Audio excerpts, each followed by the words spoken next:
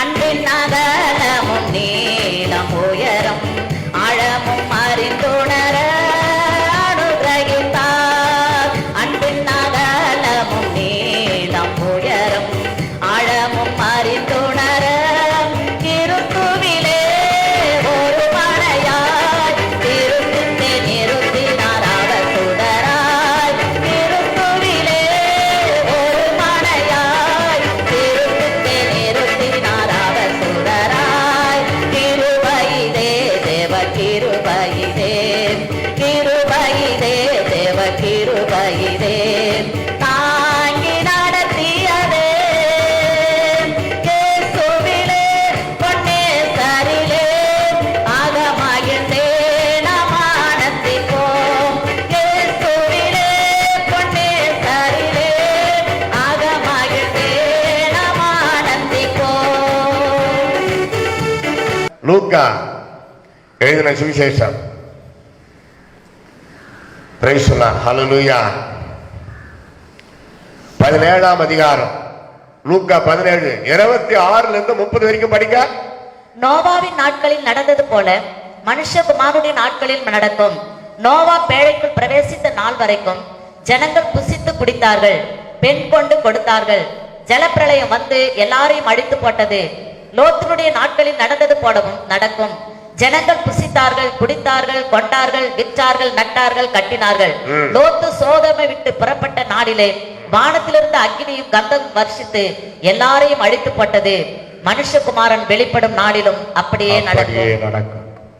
இது என்ன போதிக்கிறது? Population increasing, knowledge increasing, this shows sin increase. You see the whole world, lust, vanity, sinful. பாவ பெருக்கம், பாவ பெருக்கம். இயேசுவின் வருகைக்கு இது ஒரு முக்கியமான அடையாளம். யாராவது ஒருத்தர் இந்த காலத்துல கொலை பண்ணா கூட கொலைக்காரன் கொலை பண்ணிட்டான், கொலைக்காரன் போய் ஸ்டேஷன்ல நீத்துருவான். இப்ப அந்த பயம் இருக்குதா? போட்டு தள்ளிடலாமான்றான். சாதாரணமா கொலை பண்ணலாமான்ற வார்த்தை பயமா இருக்குதுன்ட்டு என்னப்பா சொல்ற பாஸ், என்ன சொல்ற, போட்டு தள்ளிடலாமா அப்படி கேக்குறான். அதாவது கொலை பண்ணமான்றத எப்படி கேக்குறான் சாதாரணமா. அவ்வளவு பேர் செத்துட்டாங்களாமே, எவ்வளவு ஓடுவா, ஒரு 500 பேரு, அவன் 1000 பேருக்கு மேல செத்துருப்பான், ஒரு 500 பேர் போடு தோராயமான. அப்ப மனிதனுடைய மரணம் இப்ப ஒரு பொருட்டே அல்ல. காக்கை குருவிகளை சுடுகிறது போல இப்ப மரணம் அவங்களுக்கு ஒரு பயமே கிடையாது. பாவம், விபச்சாரம், வேசித்தனம், டெரரிசம், மனசாட்சி இல்லை. ஆனால் வேத வசனம் ஒரு காலம் மாறாது. காலங்கள் மாறலாம், நாகரிகம் மாறலாம், பாவம் பாவமே. பாருங்க, நோவாவின் காலத்துல எப்படியெல்லாம் இருந்தாங்க பாத்தீங்களா? அதே மாதிரி இப்ப இருக்கும். டாஸ்மாக் வந்து அதுவும் இயேசு வருகைக்கு ஒரு அடையாளம். குடித்தார்கள், புசித்தார்கள், விற்றார்கள், கொண்டார்கள், பெண் கொடுத்தார்கள், பெண் வாங்கினார். இல்லையா? ஒரு நல்ல பையனுக்கு ஒரு மாப்பிள்ளைக்கு ஒரு பொண்ணு எடுக்கிறது தப்பான்னு கேட்கலாம். முறைப்படி எடுக்கிறது தப்பு இல்லை. இங்க எதை சொல்லுகிறார்? முறையற்ற திருமணம். உறவே இருக்காது. அவங்களை விசாரிச்சு பார்த்தா அது ஒரு திருமணம் செய்து கொள்வதற்குரிய உறவு. ஒரு ஆண்டி, ஒரு அத்தை பொண்ணு, அப்படியெல்லாம் ஒரு ஒழுங்கு வச்சார் ஆண்டவர் யாரை திருமணம் செய்யணும். ஆனா நோவாவின் காலத்துல முறை தவறின திருமணங்கள், அது ஒரு கணக்கு போட்டு பார்த்தா சகோதரியா இருக்கும் அல்லது ஒரு மதிப்பிற்குரிய வேற உறவா இருக்கும்.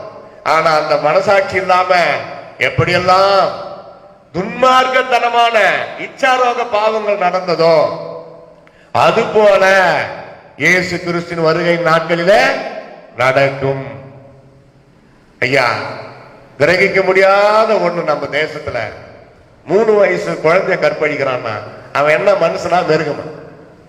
ஒரு குழந்தைய தெய்வீக தன்மையோடு பார்க்கறதுக்கு பதிலா அவன் இச்சையோடு பார்க்கறான்னா அவன் எப்படியாப்பட்ட மனுஷன்?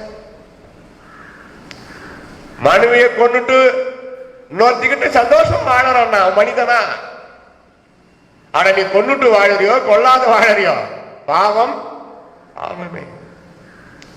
துணிகரமான பாவங்களுக்கு உடைய அடியாரை விலக்கி காத்தரலும் ஆண்டவரே. உலகம் அப்படி கெட்டு கிடக்கிறது. உலகத்தில் வாழ்கிற நாம் கெடாமல் வாழ முடியும். அதற்கு தான் நமக்கு ஆண்டவர் பரிசுத்த ஆவியானவரை கொடுத்திருக்கிறார். அப்போஸ்தலர் 1:8 படிக்கிறோம், when the power of Holy Ghost comes upon you, you will receive the power to live witness life uttermost part of this world. எங்க நீ போனாலும் சாட்சியா இருக்க முடியும். பரிசுத்த ஆவி உங்களிடத்துல வரும்போது நீங்கள் பலன் அடைந்து எருசலேமிலும் யூதேயா முழுவதிலும் சமாரியாவிலும் பூமியின் கடைசி பரியந்தமும் எனக்கு சாட்சிகளாய் இருப்பீர்கள் என்றார். பரிசுத்த ஆவியானவர் நமக்கு கொடுக்கப்படுகிறது இன்னொருத்தரை மடங்கடிக்கவோ அல்லது சபிக்கவோ அல்லது கோபப்படவோ ஏவுகணை போல கோபத்தை அனுப்பவோ அல்ல, தாங்கிக் கொள்ள, சோதனைகளை சகிக்க, பரிசுத்தமாய் ஜீவிக்க, இயேசுக்காக ஏதாவது செய்து அந்த மோட்ச பேரின்பத்தில் நாம் போய் பங்கடைவதற்காக தான் பரிசுத்த ஆவியானவர். அது பேரே பாருங்க, எப்ப பரிசுத்த ஆவியானவர் நமக்குள்ள வருகிறாரோ நாம் பரிசுத்தம் அடைகிறோம். அசுத்தங்கள் எல்லாம் நீங்குகிறது. பாவம் நிறைந்த இந்த உலகத்துல பரிசுத்தமாய் வாழ்வதற்கு ஆண்டவர் நமக்கு பலன் தருகிறார். நம்ம சொந்த முயற்சினால, நம்ம சொந்த கர்வத்தினால, பேச்சினால முடியாது. நான் ஒன்றுக்கும் தகுதியற்றவன். ஆனால் ஆண்டவரே, நீர் என்னோடு கூட இருக்கிறீர், நான் உம்மை நம்பி இருக்கிறேன், நீர் எனக்கு உதவி செய்யும் பொழுது நான் பரிசுத்தமாய் வாழ முடியும், என் ஆண்டவர் இயேசுவை போல நான் மாற முடியும். அதான் ஆண்டவருடைய வாக்குறுதி. எனவே இது எச்சரிப்பு. முதலாவது தெரிந்து கொள்ள, முதலாவது தெரிந்து கொள்ள, இரண்டாவது தேவனை அறிகின்ற அறிவில வளர, மூன்றாவது நாம் ஜாக்கிரதையா இருக்க. யாரோ ஒருத்தர் பாவம் செய்யறாரு, யாரோ ஒரு ஊழியக்காரர் கூட பாவத்தில் விழுந்துட்டாரு, யாரோ ஒரு தீர்க்கதரிசி மறுதளிச்சிட்டாரு, ஏதோ ஒரு பாஸ்டர் பெண் விஷயத்துல விழுந்துட்டாரு, இதெல்லாம் கேள்விப்பட்டு அவங்களெல்லாம் அப்படி ஆயிட்டாங்களே, நம்மளும் அப்படி ஆகலாம் அப்படின்னு நினைக்க கூடாது. ஏனென்றால் நீ தனியாதான் பரலோகத்தில் வந்து பிரவேசிக்க வேண்டும். ஆண்டவர் யாரையும் கூட வைத்து நியாய தீர்ப்பு கொடுக்க மாட்டார். அவனவனுக்கு தனித்தனியாக தான் நியாய தீர்ப்பு. பிரசங்கி கடைசி வசனம் இவ்வாறு சொல்லுகிறது. கடைசி அதிகாரம் கடைசி வசனம் பிரசங்கில பார்க்கிறோம். அழகா முடிச்சுட்டார் பாருங்க அவரு. ஒவ்வொரு கிரியையையும், அந்த ரங்கமான ஒவ்வொரு காரியத்தையும், நன்மையானாலும் தீமையானாலும் தேவன் நியாயத்திலே கொண்டு வருவார். இதுக்கு மேல ஒரு பயபக்திக்குரிய வார்த்தை எதுவுமே கிடையாது.